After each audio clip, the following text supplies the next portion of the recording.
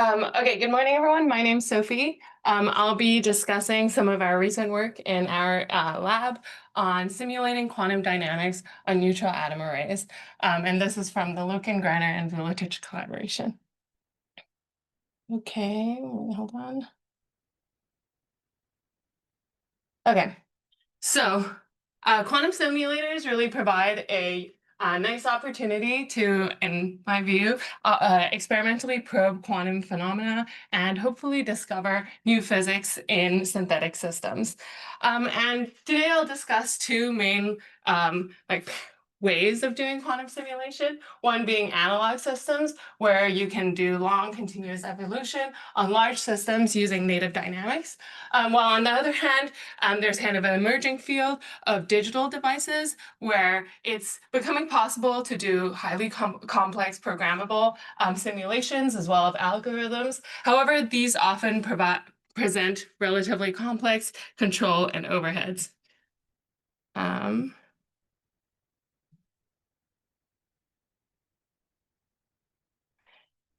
For both of these regimes, we're kind of looking at, or we're using the error rates that are kind of native to the particular system like you're looking at. So on the noisy qubits of today, we're kind of limited to error rates of around 10 to the -3. Okay, there's like something popping up here. Okay. While when we look into the future and we really want to do larger scale simulations of, for instance, materials, we really want to look at how we can do this with quantum error correction. But today I'll just focus on the first two and give a brief outlook onto the error correction side. So our experiment is a neutral atom quantum computer where we trap a single plane of atoms with optical tweezers, and then we can move those atoms around and we can engineer interactions between them using the Rydberg blockade. I'll discuss two main projects, one being in programmable analog simulation, looking at quantum coarsening dynamics, and the other being in gate-based digital simulation, where we'll look at a realization of the Kitaev honeycomb model. So yeah, beginning with the analog simulation, we here looked at the phenomenon of quantum coarsening, which is actually a very universal phenomenon that also occurs in, for instance, here, a classical Ising model. And the key features here are that there's a progressive growth of long-range order from the system itself, that the dynamics that we see are universal and self-similar. So for instance, here, zooming into the system looks the same as evolving it in time. And then finally, that the dynamics that we see are driven by local curvature of the domain walls. There's been a long history of studying coarsening dynamics, for instance, here in BECs, and specifically looking at thermal phase transitions. However, recently, there's also been work on quantum phase transitions, for instance, even in superconducting circuits from this Google paper. So what we're looking at in this particular study is trying to ask ourselves what is distinct about quantum coarsening near a quantum phase transitioning. And using our more highly controllable system, we want to ask the question of, can we just directly explore the boundary dynamics that are driving these coarsening at a microscopic level? And to give a bit of, okay, the kind of experimental procedure that we do is we begin with creating a 16 by 16 square lattice of atoms. And in this case, that atoms are placed at such a distance that the Rydberg blockade exists for nearest neighbors. It begins in this disordered paramagnetic phase, and then we ramp our laser detuning such that the system goes through the quantum phase transition of the 2+1D Ising phase transition. And what this ends up is that the system has two competing ground states, one being the one checkerboard state and one being the opposite checkerboard state, which I've colored here in gray and white. And what we interestingly see is that if we hold the system at large detunings and don't do anything to our laser controls, we see a continuous growth of the domains, and with that, the correlation function. To kind of plot this a little bit more quantitatively, we can clearly see that contrary to the expectations of the Kibble-Zurich mechanism, where you expect a specific correlation length if you sweep through the phase transition at a specific speed, we see a continuous growth of the order. There's also these small oscillations, which we'll discuss later. And we also see that at early times, at least, this is pretty consistent with the expectations of the order of the linear growth of the correlation length squared. We also can start to see that if we plot here the structure factor of the correlation, so the correlation function in k-space, and then we collapse. So this is the blue shades go in time. And then if we collapse those using the correlation length at each of these times, we see that they kind of rescale onto this constant curve. So in general, we can really already see, yeah. Yeah, there is. It's relatively low temperature, but it's definitely not like a ground state or anything. Yeah, it's because we're sweeping through the phase transition at like a relatively high speed compared to if you're trying to prepare like a fully like one order, for instance, in order to actually see the dynamics of the competing orders on the time scales that we're interested in. Or want to do a theory, what one need to put the temperature increment? Yeah, there is some energy density that is expected. Yeah, so if we look at what we see firstly a clear departure from Hubble-Zurich, and we also see suggestions of, at least on the system sizes that we're looking at, that we have the self-similar dynamics where evolving in time is equivalent to zooming in. So we already can see the key features of coarsening using these like more typical observables. But what is really nice about our system is that we can see fully site result readout. And so in each of our experimental shots, we can then map out each of the domains that we see. And if we count how large those domains are, we can really see that the largest domain is growing at the expense of the second largest domain as we hold the system at this high detuning. This is also clear in a plot like this, where there's a higher probability of a particular atom occupying larger domains than smaller domains. And so on the microscopic scale, we can see it's these domain dynamics that are leading to the growth of the order. You can really visually see it. In order to kind of probe this a little bit more carefully, it would be really nice to track a specific domain in time. But we can, yeah.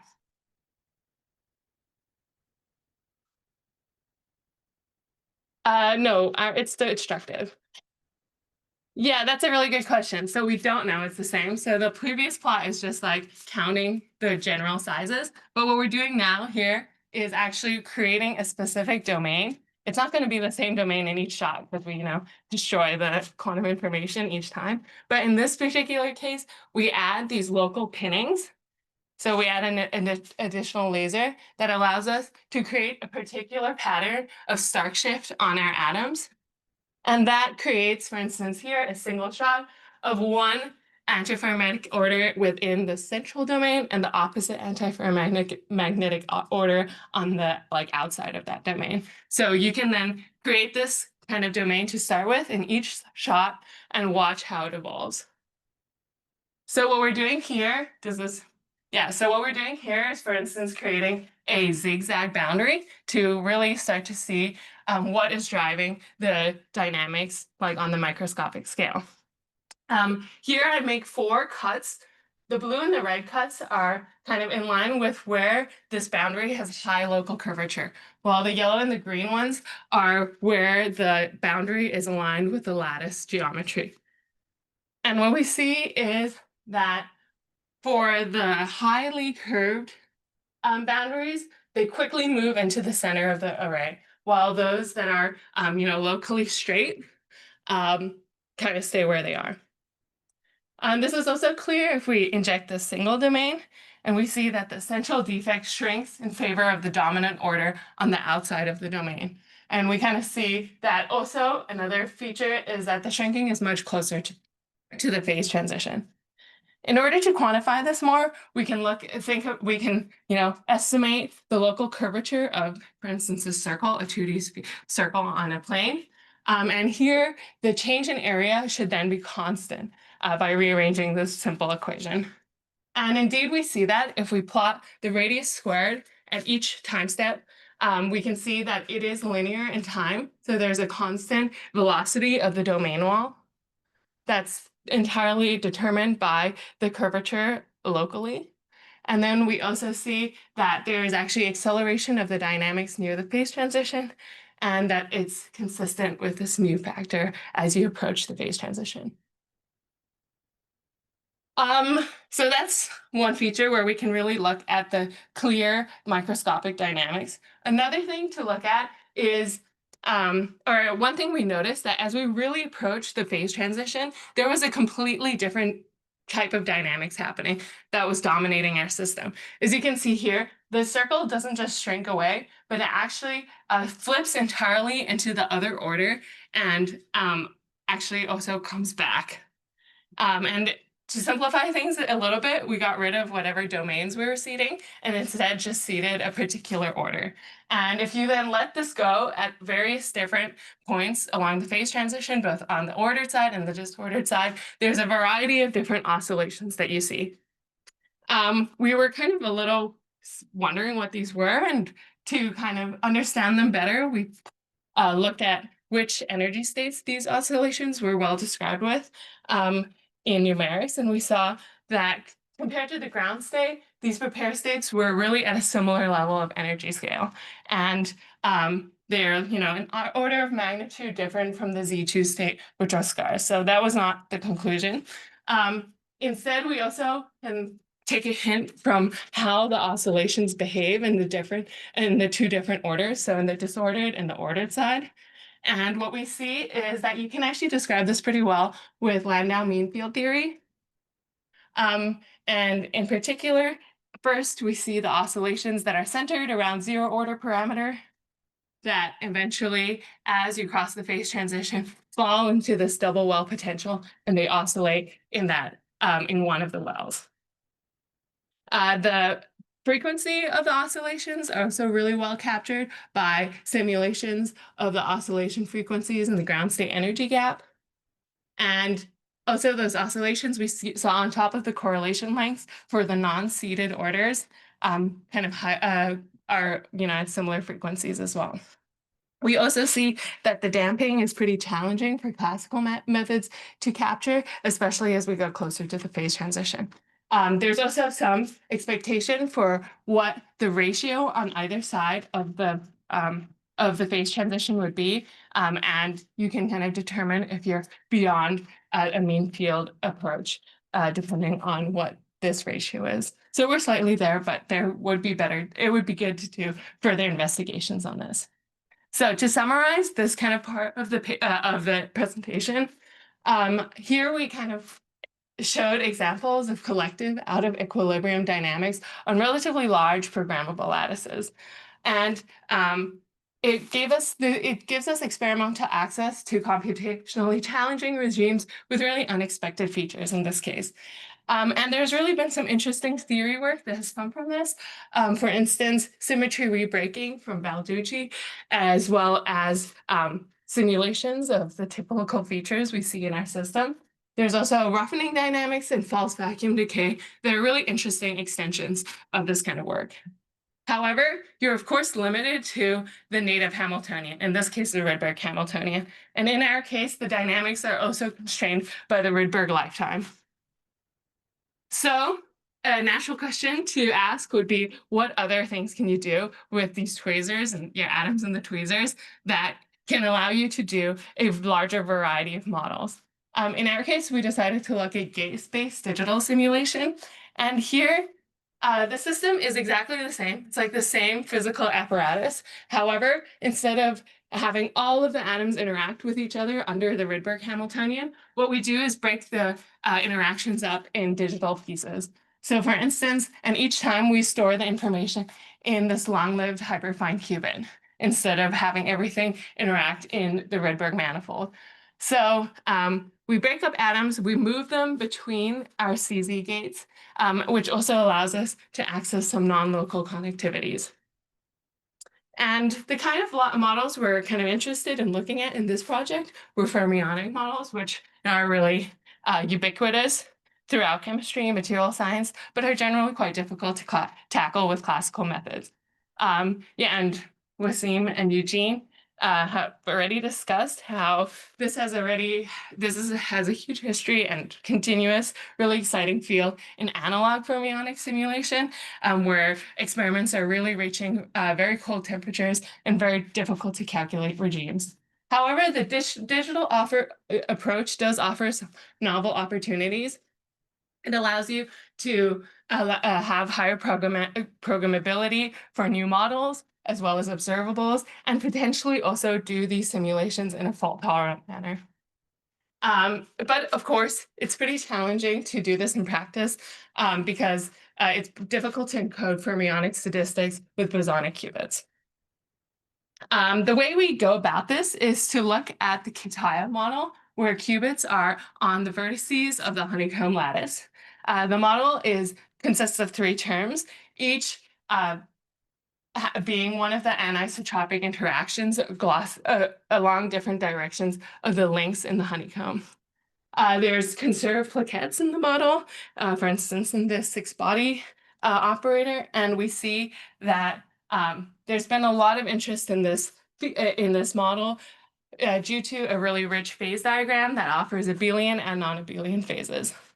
And there's also been a huge history or also continuous work of engineering real Kitaev materials as well. One thing I also wanted to very briefly highlight is that Kitaev actually solved this model by mapping it to free fermions. And so it's in this particular case, it's the local fermion operators give really local qubit terms, which is really helpful. So we use the topological state basically as a resource, and you don't have to do these long hopping operators. Instead, they become local in the model due to the already existing long-range order in the system. So fermionic states can be really well captured with this topological entanglement. And okay, so how do we do this on our particular system? What we do is we implement these anisotropic Hamiltonian with atom motion interspersed with tunable entangling gates. So for instance, here, to do this first term, we move all of our atoms in one direction of the lattice, or one sublattice of the atom, in one direction of the lattice, and do an entangling gate there.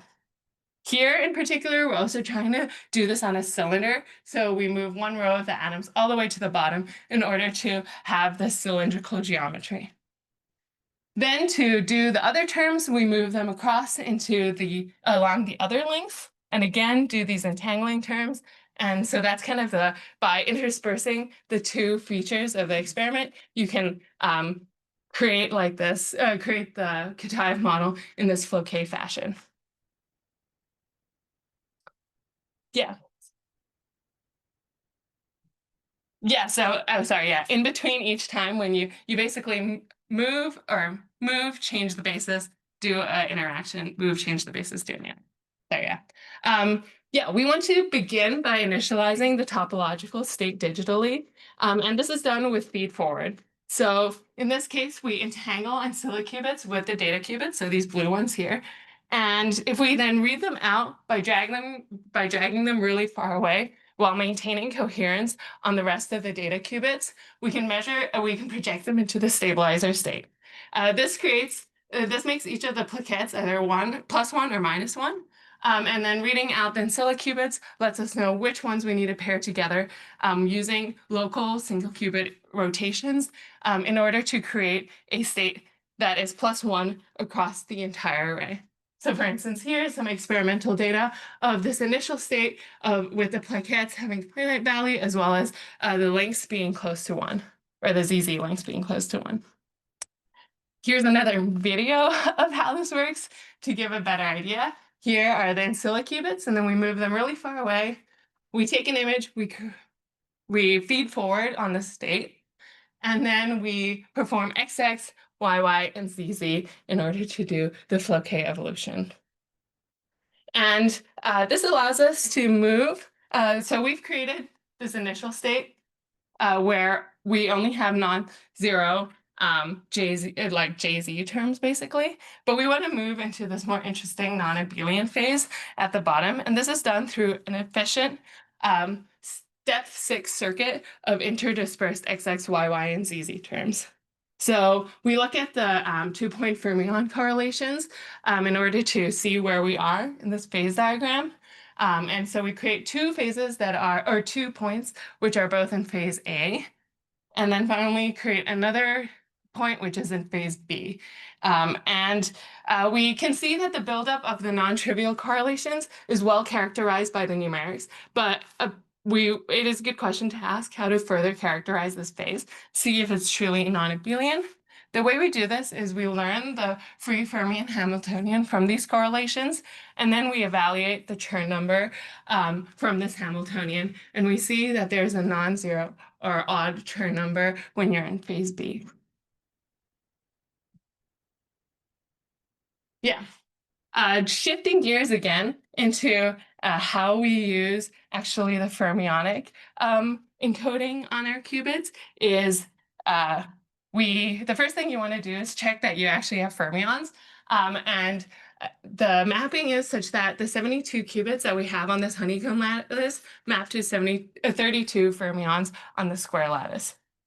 And one of the key characteristics of fermions is that they pick up a -1 phase upon particle exchange. So through a sequence of different various gates that are optimized, we can create a superposition state of the vacuum state and the 2 fermion state. And then if we exchange, we can either exchange the fermion positions or we can just move them without exchanging them.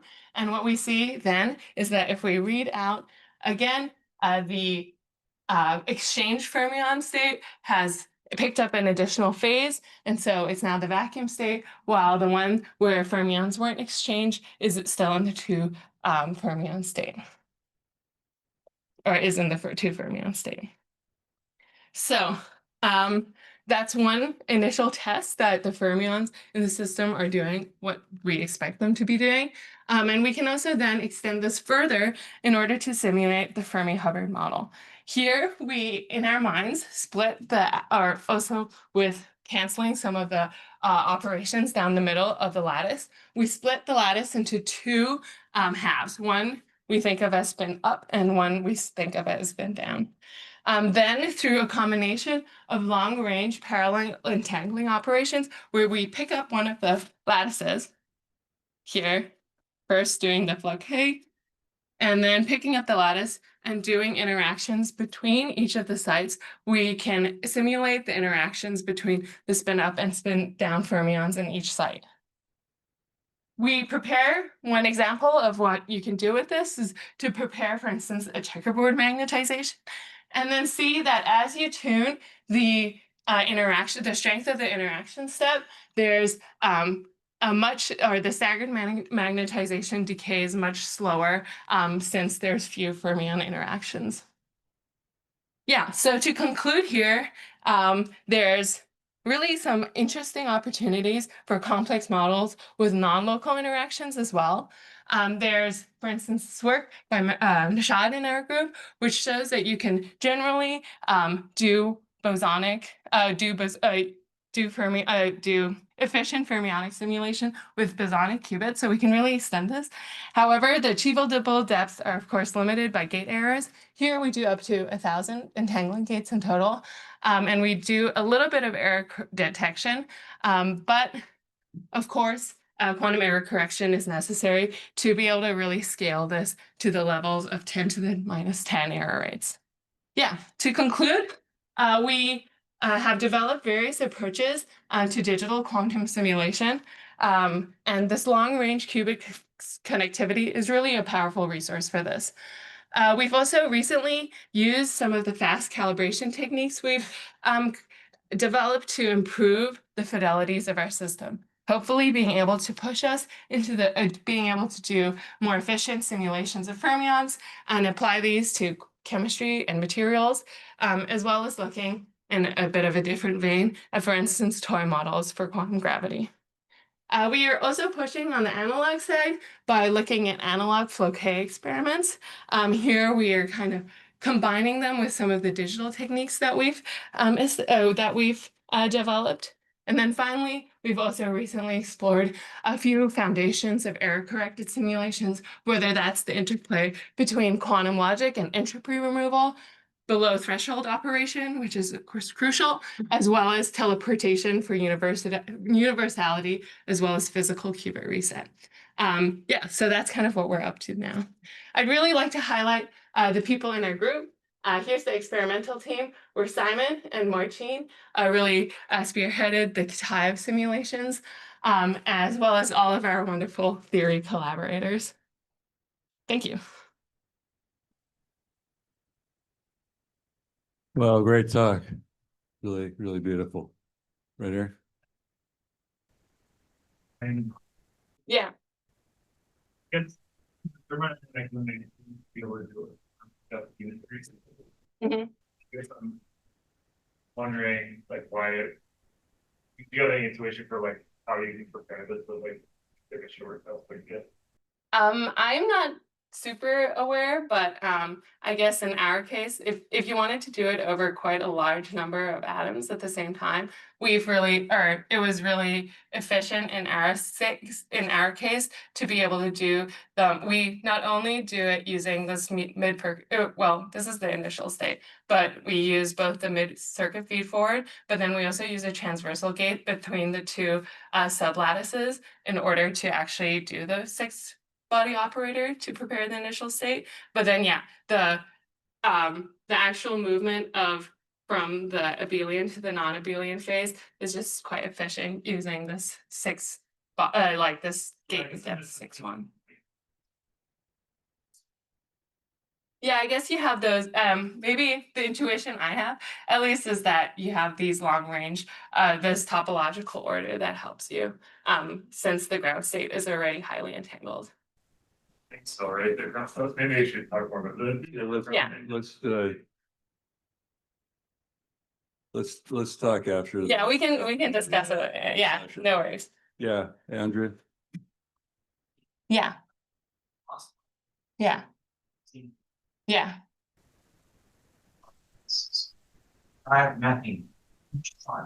One thing that's the speed partial for my another. Yeah. So exactly what do you mean by they actually do it? So in this case, we're looking at the Mariana fermions, but at the complex fermions created by connecting the Mariana fermions along the sites. And the way that we did the Ramsey interferometry is through a relatively not super long, but somewhat complex combination of single and 2 qubit gates. Maybe we can discuss that as well. I can show you, for instance, the specific circuits that we used in order to achieve this. Yeah. Find the imaginable creating a process that goes. And then I don't think They create a 3 fermion state and then they go 3 fermion evolution. That's constant fun. But anyway, I don't want to. Yeah, Mark, Hey, Jane. also not fast. How do you make a superposition possible? Yes. It's like you're saying you entangle with some ancillary, it's just like a control set of operations which makes it state which like superposition. Yeah, that's my understanding. You can just create this using a specific set of gates. But we can look at it as well. Yeah. So what are the boundary conditions and do they matter? It seems like a 12 by 12 system, the boundary conditions really would be important. Yeah, so in the fermion simulations, they're just they're open boundary conditions in the like the exploration of the phases.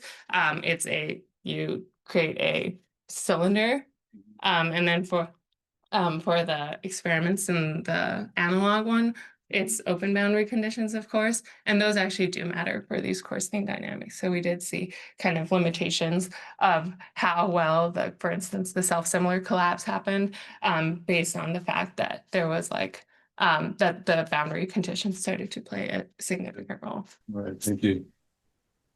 Yes. When you say you can do the equation for Mhm. the patient action, for example, if you want to realize the family of a complex fermion, how many quantum gates you need to prepare for each of such operation? So what I'm referring to here is some recent work by Nishad over here and Martine, where they showed that through reordering of your qubits, you can do, I think, log n if encoding of fermion of general fermion dynamics. Yeah, I would refer to their paper though, since I'm not an expert on exactly what features this takes care of, but it's through the reordering of the atoms in this non-local connectivity that allows you to have that level of efficiency. Okay, if there are no further pressing questions, let's give Sophie our applause and thank.